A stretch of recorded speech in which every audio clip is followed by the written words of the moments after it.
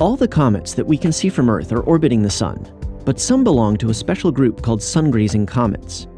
Sun-grazers are comets that come very close to the Sun at their nearest approach, a point called perihelion.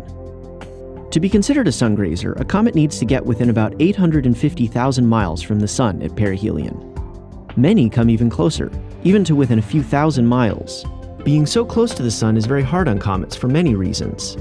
They are subjected to a lot of solar radiation, which boils off their water or other volatiles. The physical push of the radiation and the solar wind also helps form the tails, and as they get closer to the Sun, the comets experience extremely strong tidal forces, or gravitational stress. In this hostile environment, many sun-grazers do not survive their trip around the Sun. They don't actually crash into the solar surface, but the Sun destroys them anyway.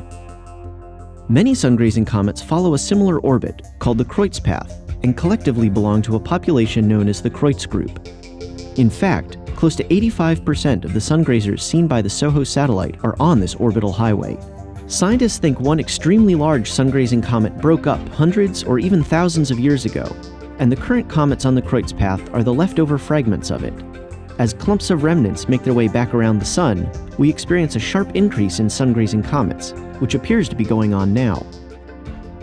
Comet Lovejoy, which reached perihelion on December 15, 2011, is the best-known recent Kreutz group sun-grazer, and so far it is the only one that NASA's Solar Observing Fleet has seen survive its trip around the Sun. Comet ISON, an upcoming sun-grazer with perihelion on November 28, 2013, is not on the Kreutz path.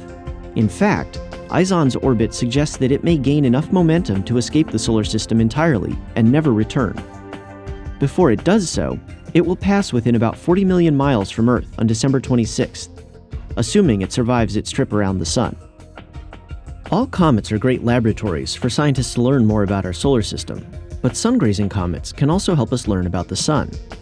Their tails of ionized gas illuminate invisible magnetic fields, so they can act as a tracer, helping scientists observe these normally unseeable features.